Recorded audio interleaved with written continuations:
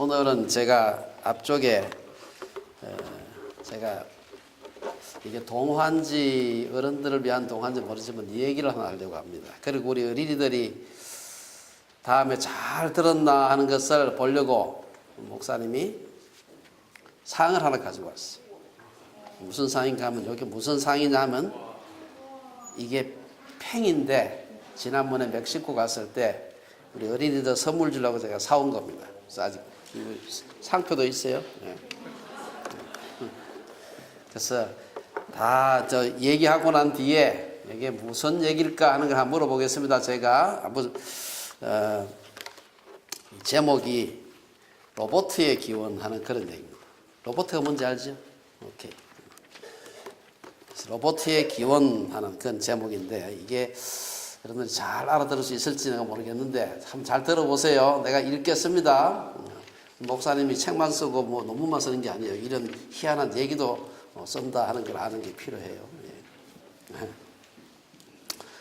올해가 2019년이지요. 2019년인데 자 앞으로 한 40년 정도 지난 뒤 2060년 여러분들 몇 살 될까 생각해 보세요. 네.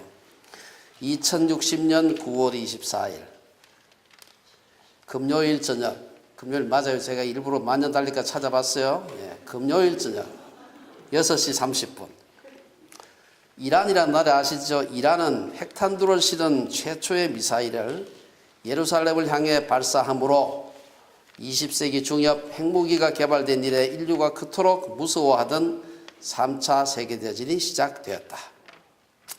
제3차 세계대전은 1, 2차 세계대전과는 달리 미사일과 로봇을 앞세운 핵전쟁이었지만 전쟁은 예상 밖과는 달리 발발한 지 일주일 만에 끝났다. 아니 전쟁이 끝났다기보다 전쟁을 더 이상 수행할 수 있는 사람이 없었다. 이 전쟁으로 인해 전 세계 110억 인구 중에 95%가 순식간에 떼죽음을 당했다. 공습 경보를 듣고 재빨리 지하 핵벙커로 피한 소수의 사람들과 히말라야나 마이크로네시아의 몇몇 섬 등 오지에 살던 일부 사람들을 제외하고는 대부분 죽었다. 하지만 전쟁의 참화는 이것으로 끝난 것이 아니었다. 그 검은 금요일 이후 3년 반 동안 지구는 핵겨울에 휩싸였다. 지하 핵벙커에 숨은 사람들은 특수장비를 착용하지 않고는 한 발자국도 바깥으로 나올 수가 없었다. 검은 금요일 이후 30여 년 한 세대가 경과했다. 처음에는 그 벙커에 많은 식량과 물이 저장되어 있었지만 시간이 지나면서 점차 바닥이 났다. 그 벙커에 대피해 있던 사람들의 일부는 20년 후인 2080년대 초반까지도 살아남기도 했지만 이들도 결국 식량과 물 부족으로 죽었으며 2090년까지는 한 사람도 남지 않고 모두 죽었다. 핵전쟁 이후 지구상에서 정상적인 상태를 유지하며 살아가는 것은 방사능의 영향을 받지 않는 로봇들 뿐이었다. 20세기 말까지만 해도 로봇 기술은 원시적이었지만 2050년에 이르러서는 휴먼 로봇이 등장해서 일상적인 사람들의 업무를 대부분 담당하기 시작했다. 산업 분야에서는 말할 것도 없고 복지, 가사, 서비스 분야 등에서 다양하게 로봇이 사용되었다. 휴먼 로봇은 더 이상 인간의 지시가 없어도 자신들의 임무를 충실히 감당해 나가고 있었다. 일상적인 업무뿐 아니라 고장난 로봇들을 수리하거나 새로운 로봇을 생산하기도 하였다. 더 나은 로봇을 만들기 위한 연구도 로봇들 스스로 하고 있었다. 2130년, 연도를 잘 봐야 돼요. 2130년 검은 금요일 70주년이 되었을 쯤에는 휴먼 로봇들에 의한 핵전쟁으로 인한 외형적인 피해들은 완전히 복구가 되었다. 아직까지 지구상에는 상당한 세기의 방사능이 존재하고 있었지만 로봇들의 활동에는 큰 장애가 되지 않았다.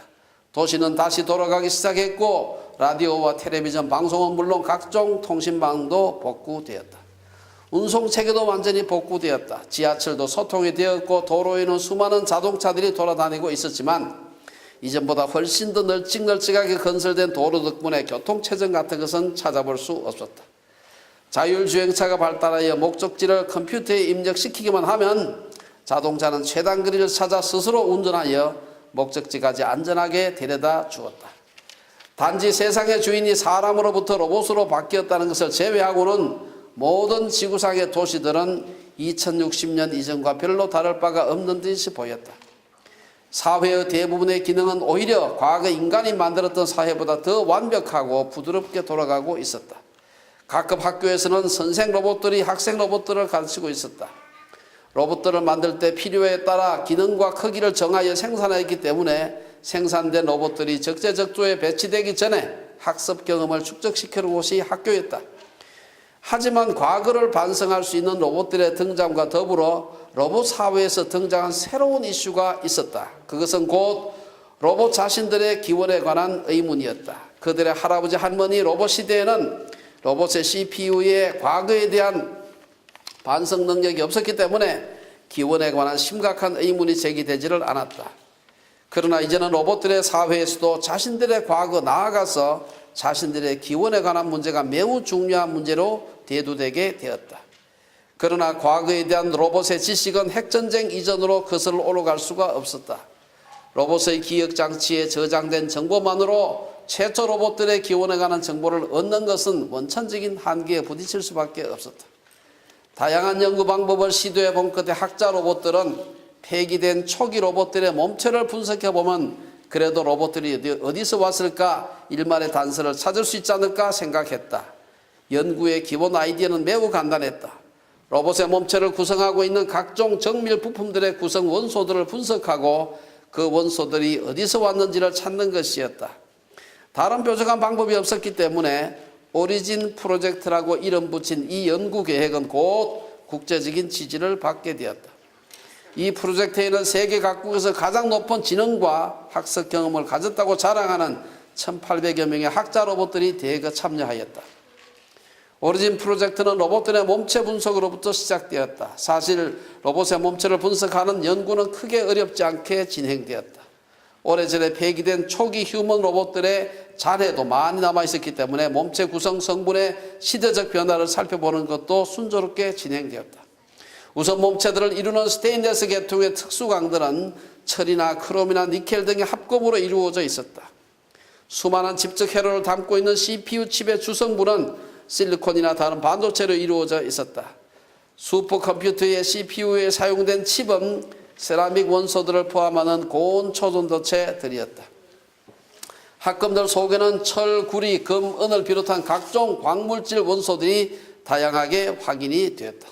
10여 년간의 세월이 경과하면서 오리진 프로젝트를 통해 로봇들의 몸체를 구성하는 각종 부품들의 구성 성분과 출처가 거의 완벽하게 밝혀졌다. 대부분의 물질은 광산에서 채굴된 광물질이었고 일부는 나무를 비롯한 생체 재료였다. 오리진 프로젝트에 참여한 학자 로봇들은 로봇의 기원은 땅이라는 잠정적인 결론을 내렸다. 그리고 각종 기자회견과 국제학술회의에서 연구 결과들을 발표하였다.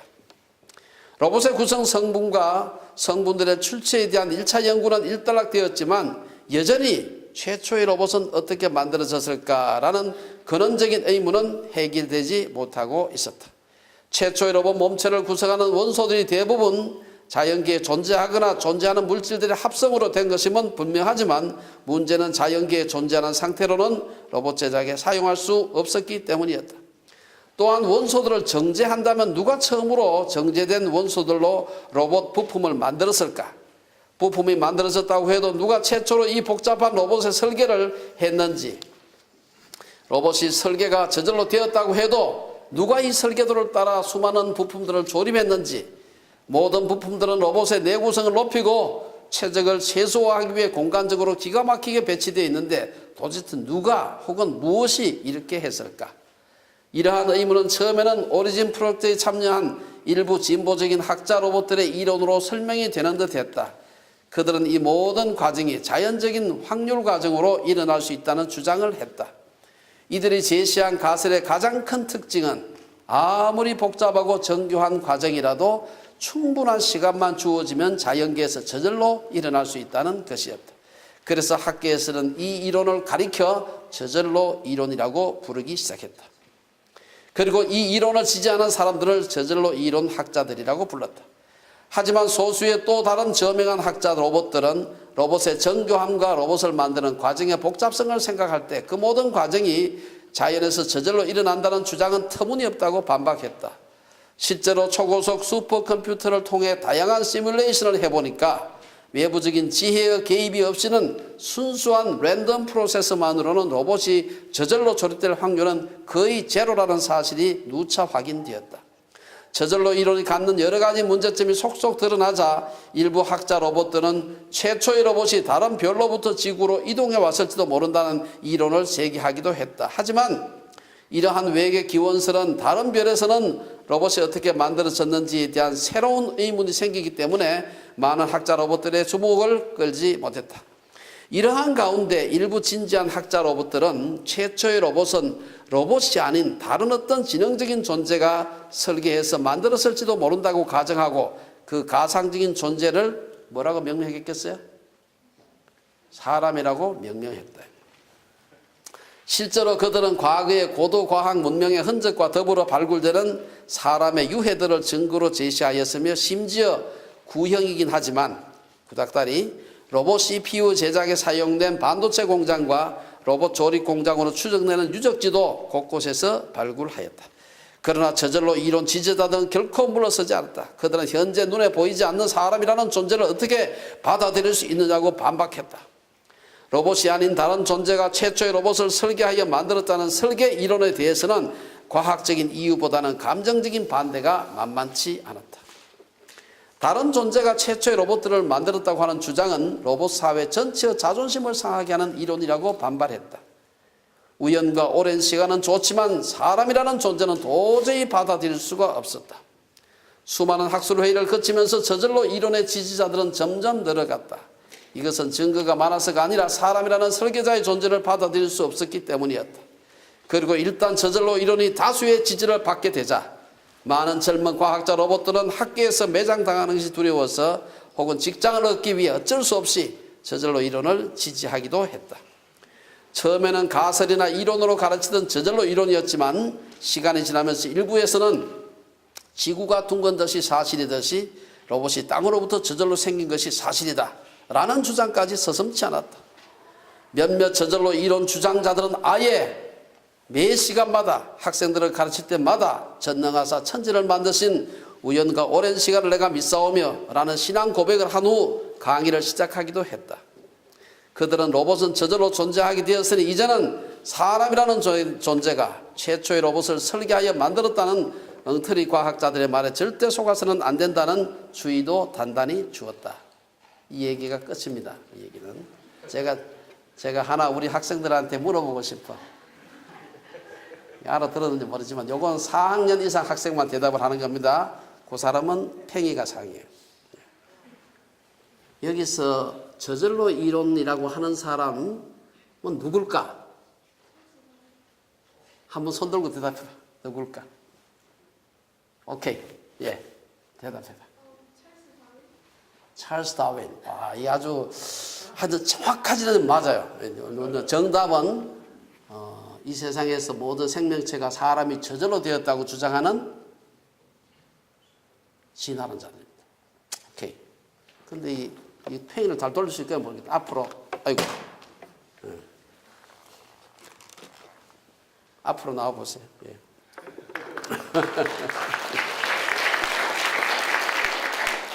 집에 가서 잘 돌리고 노세요. 아주 잘 돌아갑니다. 예. 그러면 우리 3학년 이하 학생들은 억울하잖아요. 그렇잖아요. 예, 그러면 우리 목사님 한 가지만 더 물어보겠어요. 자, 저절로 이론을 막 맞다고 주장하는 사람이 맞을까 틀릴까? 어? 틀렸지. 틀렸죠. 그렇죠? 오케이. 오케이. 예. 긴 얘기를 제가 했는데 사실은 뭐 아이들에게 어떻게 재미있는 동화가 없을까 생각하다가 제가 옛날에 써놓았던 무슨 조그만 그냥 꽁트입니다. 근데 사실은 오늘 좀 웃기는 얘기입니다만은 이런 이 웃기는 얘기가 오늘 본문에 나오고 있어서 제가 이 얘기를 갖다가 한번 써먹은 겁니다. 오늘 본문에 보면은 예수님과 유대인들 그러니까 유대인 지도자들과 논쟁이 막 나오고 있어요. 그런데 보면은 예수님께서 하시는 말씀하고 또 그들이 막 공격을 하고 예수님 대답하시고 이렇게 하는데 보면은 이게 뭔가 사이클이 안 맞아. 이 예수님을 공격하는 사람들은 좀 헛다리를 짚고 있는 것 같아. 이 마치 저절로 이론 지지하는 사람처럼. 그래서 이 사람들이 어떻게 예수님과 소위 튜닝이 안 돼요. 말이 되려면 서로가 눈높이가 같아야 되고 같은 어휘를 같은 뜻으로 사용해야 되는데 전혀 그렇지가 않습니다. 그래서 마치 이 사람들이 이 저절로 이론 지지자들하고 비슷하겠다 하는 생각을 하게 되었습니다. 14절에서 36절까지, 우리 지난주는 14절에서 24절까지 공부를 했고 오늘은 25절부터 36절까지 읽었는데 14절에서 36절까지 지난주와 오늘 본문 전체가 예수님께서 초막절에 예루살렘에 올라오셔가지고 이 성전에서 사람들과 혹은 유대인 그 지도자들과 논쟁한 내용입니다. 이 두 개를 나누었습니다만은 나눈 이유는 14절에서 24절까지 논쟁한 사람들은 주로 아마 그 초막절을 맞아서 지방에서 올라왔던 많은 사람들. 근데 오늘 25절에서 36절까지도 이게 나오는 여기를 보면 예루살렘 사람들이란 말이 나와서 이 사람들은 지방에서 올라온 사람도 있었겠지만 주로 예루살렘에 살고 있는 거민이었다 이렇게 생각이 되어서 이 설교를 두 개로 나누어서 생각을 해보는 겁니다. 오늘 그 25절에서 27절에 보면은 예루살렘 사람들과 변론을 하는데 사람들의 주장이 나와. 예수님 보고 막 이러쿵저러쿵 한 얘기가 나오는데요. 여기 보면은 예루살렘 사람 중에 25절에 보면은 어떤 사람이 말하되, 앞에서는 보면은 그냥 사람들이 무리하고 했다. 무리와 논쟁을 했다. 이 사람들은 유대인들과 했다. 이 사람들은 지방에서 가지고 사실은 그 예루살렘 사정을 정확하게 잘 모르는 사람들이었어요. 그렇기 때문에 예수님께서 너희들이 나를 죽이려 하는도다 하니까, 아니 누가 당신 죽이려고 하느냐, 우리 금시초문인데 하는데, 오늘 본문에 보면 이 사람들은 예루살렘에 사는 사람이 되어가지고 예수라는 사람을 유대인 지도자들이 시기해서 저를 잡아 죽이려고 한다는 얘기를 소문으로 듣고 있어서 알고 있었던 사람들이에요. 그래서 오늘 본문에 보면은 이 얘기를 듣고서 이 사람들은 예수님께서 너희가 나를 죽이려고 한다 하니까 그걸 알고 있었어요. 이걸 봤을 때는 14절에서 24절까지 예수님이 묻고 답했던 사람들과 25절에서 36절에서 오늘 본문에 있는 이 사람들은 같은 사람이 아니다 하는 것을 짐작해서 생각해 볼 수가 있습니다. 오늘 그 지방에서 올라온, 지난주에 그 지방에서 올라온 사람들, 직전에 그 유대인들과는 동일하지 않습니다. 그리고 변론의 내용도 지난주에는 보면 율법에서 말하는 그리스도는 어떤 분인가 하는 걸 얘기했는데 오늘은 그렇게 얘기하지 않고 바로 율법에서 얘기한 그 메시아가 내다 얘기하기 전에 내가 하나님으로부터 왔다라는 얘기를 아주 직선적으로 얘기를 하고 있습니다. 예루살렘 사람들은 지방에서 올라온 유대인들보다 예수님에 대해서 비교적 더 잘 알고 있었던 것으로 보입니다. 예수님은 비교적 율법에 대해서 잘 알고 있는 예루살렘 사람들에게 메시아에 대한 배경 설명을 하기보다는 곧바로 자신을 하나님께로 온 그리스도라고 말하고 있습니다. 지방에서 온 사람들은 그래서 헛다리를 짚었는데 이 사람은 정확하게 예루살렘에 온 예수님을 갖다가 유대인들 지도자들이 죽이려고 하는 것도 잘 알고 있었기 때문에 19절에서 예수님이 너희가 어찌하여 나이를 지난 시간에 19절에서 예수님이 너희가 어찌하여 나를 죽이려 하느냐 이렇게 말했을 때 20절에서 무리들이 뭐라고 얘기하냐면은 당신은 귀신이 들렸도다. 누가 당신을 죽이려 합니까?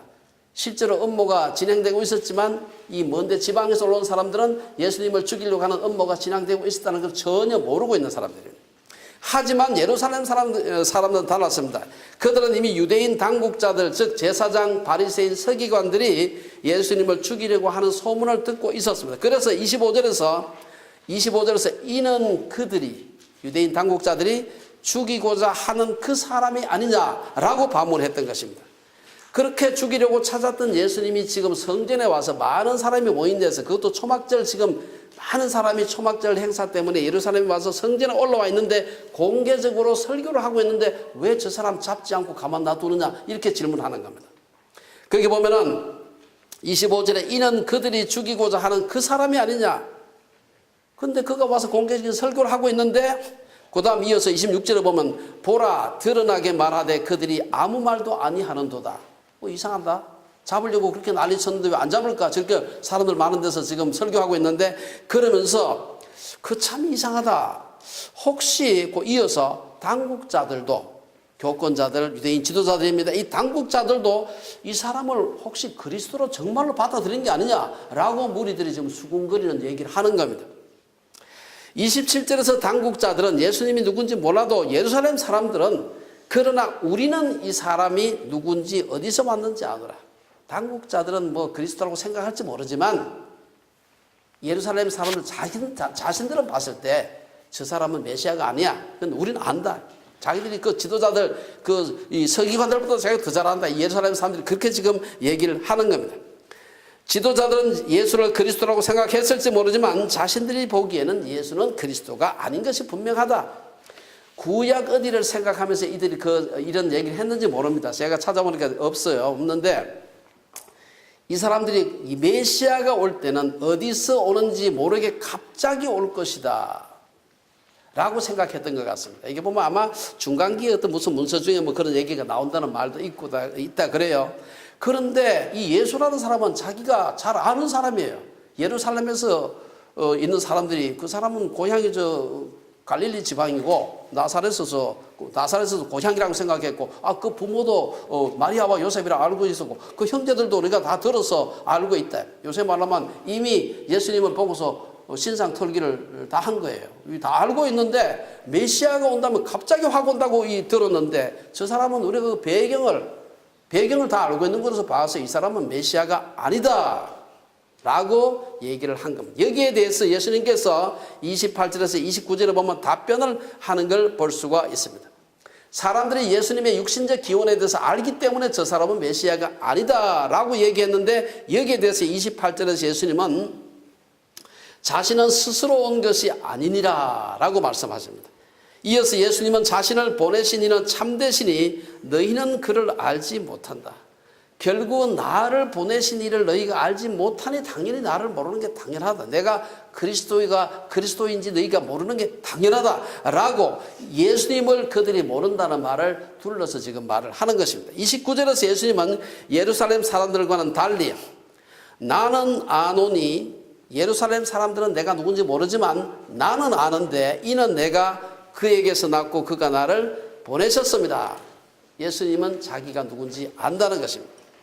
28절 29절의 이 말씀에서 우리가 예수님을 아는 지식에는 두 가지 차원이 있음을 알 수가 있습니다. 첫째, 육신적으로 예수님을 아는 것입니다. 28절 상반절에 보면 예수님은 너희가 나를 알고 내가 어디서 온 것도 알거니와 이런 알미 있다는 거예요. 이거는 예수님의 육신적인 그의 배경이라든지 그의 부모라든지 형제, 그의 고향 뭐 이런 것은 알지만 진짜 그들이 모르는 것은 예수님의 진짜 기원은 모른다는 것입니다. 두 번째 차원은 예수님을 영적으로 아는 것입니다.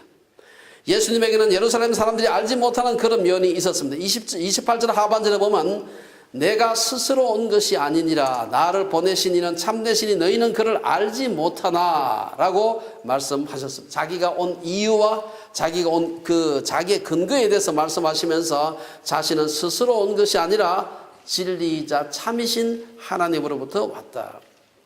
이에 비해서 예루살렘 사람들은 하나님을 알지 못한다고 하셨습니다. 29절에서 보면은 나는 아노니 이는 내가 그에게서 낳고 그가 나를 보내셨습니다.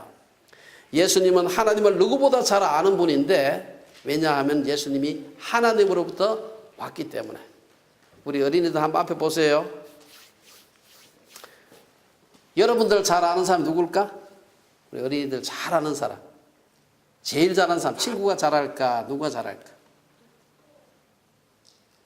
여러분들 아주 잘하는 분이 있어요. 누군가 하면은 부모님.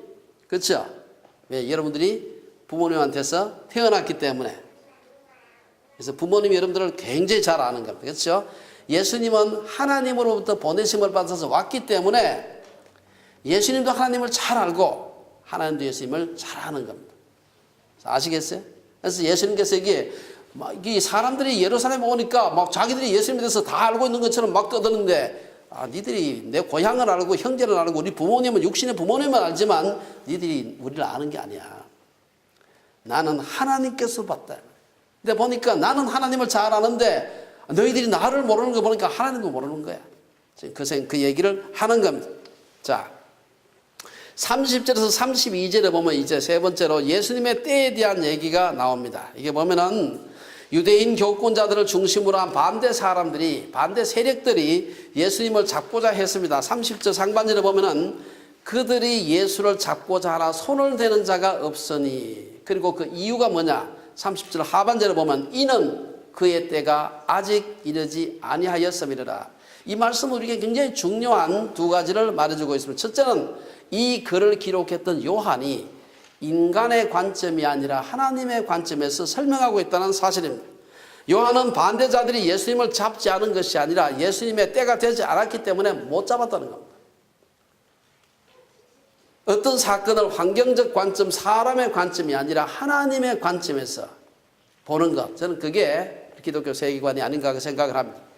그러면 예수님의 죽음에만 그럴까? 이것은 예수님의 제자인 그리스도인들에게도 마찬가지다. 사도 바울은 선교 여행을 하면서 많은 죽을 고비를 넘겼습니다. 그러나 그 마음속에 한 가지 확신이 있었는데 나는 주께서 맡기신 이 사명 감당할 때까지는 절대 안 죽는다는 그 확신이 있었어요. 여러분 사도 바울이 선교 여행하면서 죽을 고비를 넘긴 건 성경에 많이 나옵니다. 근데 내게 주어진 내게 맡겨진 그 사명을 다할 때까지는 죽고 싶어도 안 되고요. 다른 사람이 나를 죽이려고 해도 안 죽는 거예요. 이 확신입니다. 누가복음 2장에 보면 시몬이라는 노인이 있었어요. 이 사람도 그 비슷한 얘기를 해요.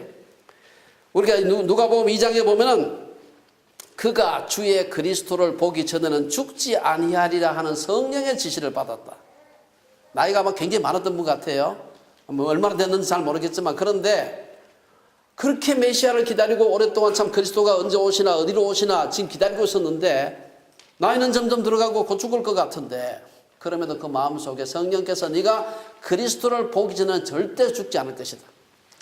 이게 하나님의 관점입니다. 우리말에도 인명재천이라는 말이 있습니다. 두 번째 우리가 생각해 볼 수 있는 것은 오늘 본문에서 인간들의 모략 속에서도 하나님은 주권적으로 자신의 구속 사역을 진행하고 계신다는 것입니다. 우리가 앞에 뒤에 본 8장에도 보면은 이는 그의 때가 아직 이르지 아니하였다. 우리 요한복음 앞에 2장에 보면은 가나 혼인잔치에서도 보면은 예수님께서 마리아가 예수님한테 포도주가 떨어졌다는 얘기를 했을 때 내 때가 아직 이르지 아니하였다. 이 말을 합니다. 우리 흔히 말하는 카이로스가 아직 되지 않았다는 것이죠. 그러면 하나님의 경륜이 이루어지는 때, 예수님의 때, 곧 예수께서 십자가에 죽으시는 때는, 그때는 언젠가, 지금이 아니고 뒤에 보면 조금 뒤라고 해요. 조금 뒤. 이 조금 뒤는 구체적으로 말하면 지금 초막절인데 그 다음 6월절 때 예수님이 세상 떠나는데 초막절과 6월절 사이는 약 6개월 정도 됩니다. 31절 상반절에 보면은 무리 중의 많은 사람이 예수를 믿고 하는 것을 보면 예수님에 대한 적대감이 깊어지고 있는데, 반대로 흥미롭게도 군중들 속에서는 오히려 예수님을 믿는 자들이 생기는 것을 볼 수가 있습니다. 이 교회 지도자들, 유대인 지도자들은 이 예수님을 죽이려고 막 그냥 음모를 꾸미고 난리를 치고 있는데 예수님을 둘러싸고 있던 무리들 중에서는 도리어 예수님을 믿는 자들이 생기기 시작한 겁니다. 그러면서 그들이 31절 하반절에 보면 그리스도께서 오실지라도 그 행하실 표적이 이 사람이 행한 것보다 더 많으랴.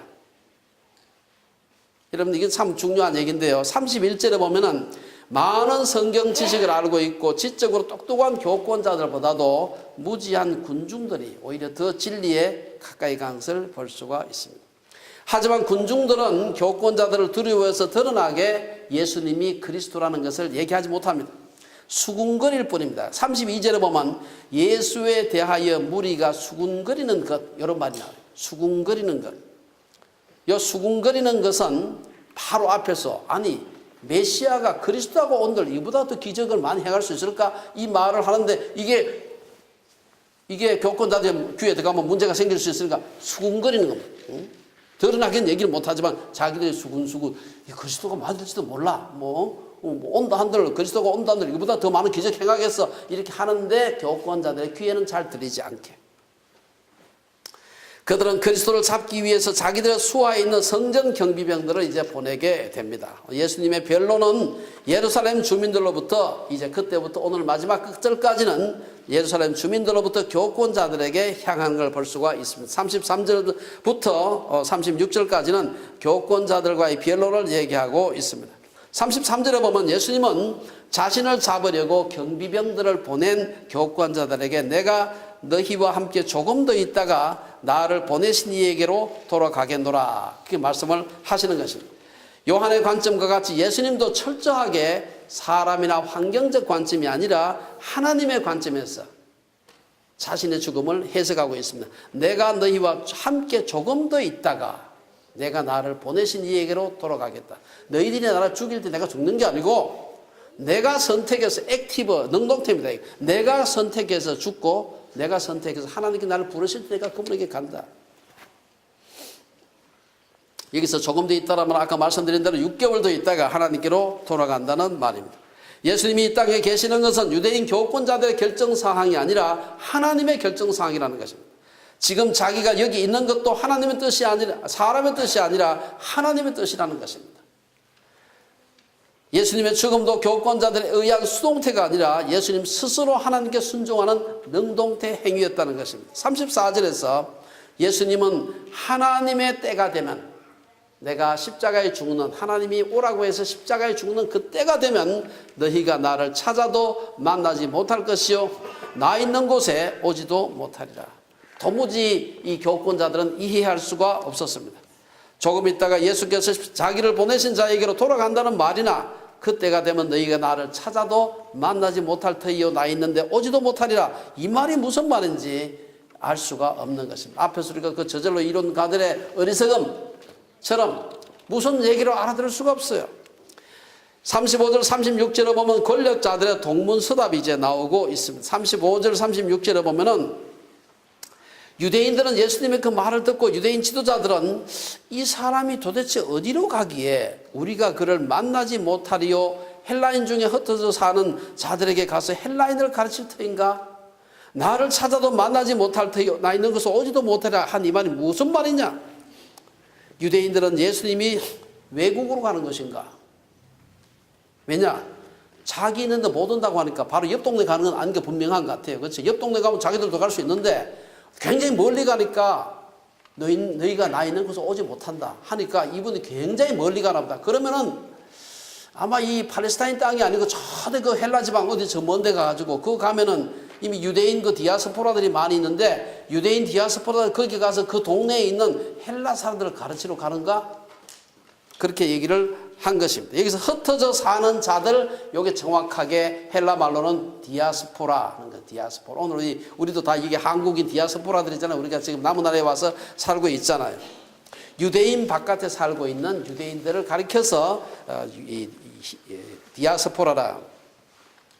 우리가 다니엘서를 공부하면서 보면 여기서 우리가 왜 그 당시 예수님 당시는 거기가 로마의 그 시대거든. 로마 시대. 로마가 그 지중해는 다 통일했잖아요. 그런데 왜 헬라인들에게 가서 헬라인을 가르치려고 가는가? 유대인 지도자들이 그렇게 생각해요. 이게 좀 이상한 생각 안 됩니까? 로마인들 가르치러 가나? 이렇게 하면 좀 말이 되는데, 지금 헬라인들 이미 로마에서 다 접수가 돼가지고 로마 시대가 다 들어섰는데, 이전에 망했던 헬라 사람들에게 그들을 가르치러 갈 것인가? 왜 그렇게 얘기하는가? 이상하지 않습니까?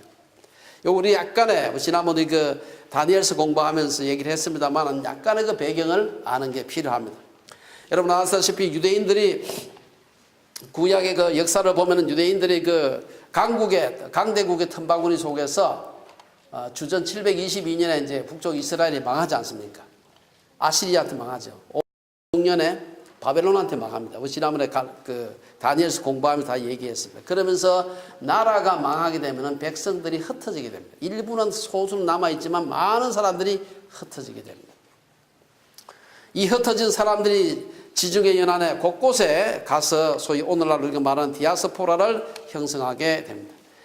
그리고 난 뒤에 바벨론이 이제 세상을 다스리다가 아시리아에서 바벨론, 그 다음에 메데, 바사, 그리스를 거쳐가지고 지금은 로마의 치하에 있었는데, 이 중에 특별히 우리가 알렉산더 대제가 죽고 난 뒤에 헬라 제국이 4개로 분열됐다고 지난번에 공부했죠. 4개로 분열됐습니다. 이 4개 분열된 나라의 왕들이 누구냐면 동네 사람이 아니에요. 헬라 사람이 가서 왕을 했습니다. 헬라 사람이 가서 애굽의 왕도 하고요. 헬라 사람이 가서 시리아 왕도 하고, 헬라 사람이 가서 물론 그 그리스 그 원 동네 사람 왕도 하고, 이 4군데 나가서 왕을 한 거예요. 많은 사람이 헬라화되고 헬라 사람들이 이주를 했습니다. 그래서 이때는 로마의 식민지였음에도 불구하고 사실은 정치 군사적으로는 로마가 지중해 연안을 통일했지만 문화적으로 상당히 많은 인종적으로는 헬라인들이 살고 있었습니다. 그래서 지금 예수님을 보고 저 사람이 자기 있는데 오지 못한다고 하니까 어디 저 먼 데 가서 헬라 사람들을 가르치려고 하는가, 이 얘기를 한 겁니다. 유대인 지도자들은 헛다리를 짚어도 한참 헛다리를 짚은 것입니다. 어떻게 구약 성경에 정통한 사람들이 이렇게 영적인 감각이 무뎌질 수 있을까? 예수님에 대한 시기심이 가득한 사람들은 아무리 많은 성경 지식이 있어도 영적으로 예민할 수가 없는 것입니다. 어쩌면 오늘 우리에게도 이건 적용할 수가 있습니다. 현실에서 우리가 너무 많이 가지면은 지킬 것이 많기 때문에 우리의 영적 감각이 무뎌질 수가 있습니다.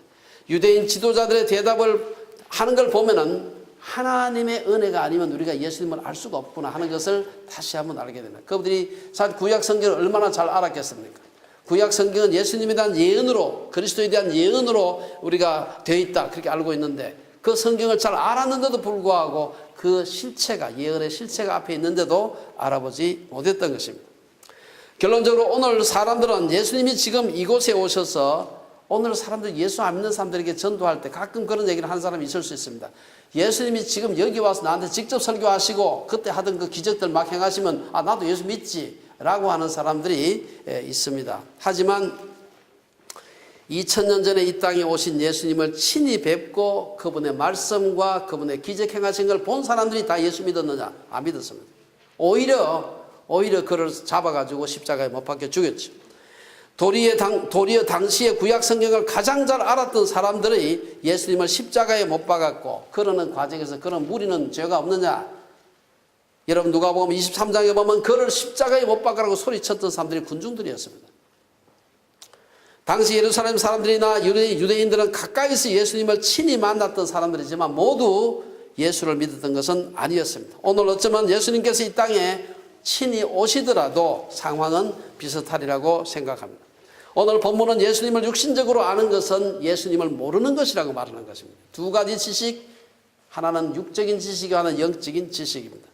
아마 오늘날 예수님에 관해서 가장 많은 지식을 가진 사람들이라고 한다면 아마 신학교 교수들이나 목사들이 아닐까 생각을 합니다. 하지만 그들이 가장 믿음이 좋다고 할 수 있습니까? 예수를 믿는 것은 하나님 예수님에 관해서 지식을 아는 것이 아니라 예수님이 나와 어떤 관계에 있는 분인가를 받아들이는 것입니다. 이것은 말로 고백하는 것이 아닙니다. 그분을 자신의 주와 하나님으로 말로 고백하고 그 신분에 걸맞게 사는 것입니다. 예수님에 관한 지식은 신학자를 만들지만 예수님을 인격적으로 영접하고 인격적으로 받아들이고 그분의 말씀대로 살기로 결단하는 것은 신앙인을 만드는 것입니다. 아까 우리 김 목사님 그 찬양할 때 그 성전 그 누굽니까? 그 찬양 나 가진 재물 없어도 우리가 가진 재물 지식 남이 가진 것 같이 못했을지 모르지만 그러나 우리가 지식 때문에 우리가 믿음이 좋아지는 것이 아닙니다. 지식이 중요한 한 요소는 될 수 있지만 그것이 없으면 신앙이 있을 수가 없다. 그런 요소는 필수 요소는 아니다. 신앙의 지식이 전혀 불필요한 것은 아니지만 신앙의 본질은 예수 그리스도를 주인으로 주님으로 영접하고 그분의 말씀에 순종해서 그분의 종으로 사는 것입니다. 그러므로 예수님을 믿지 않고도 얼마든지 많은 지식을 소유할 수 있습니다. 그것이 좋은 신앙을 절대 보장하지 않습니다. 여러분 요즘 유튜브에 보는 기독교에 대해서 강의한 사람들이 많습니다. 많은데 그중에 물론 많은 사람들은 아주 훌륭한 신앙인도 있지만 그중에 전혀 예수 믿지 않고도 훌륭한 강의, 아주 기가 막힌 강의를 하는 사람들이 여럿 있습니다.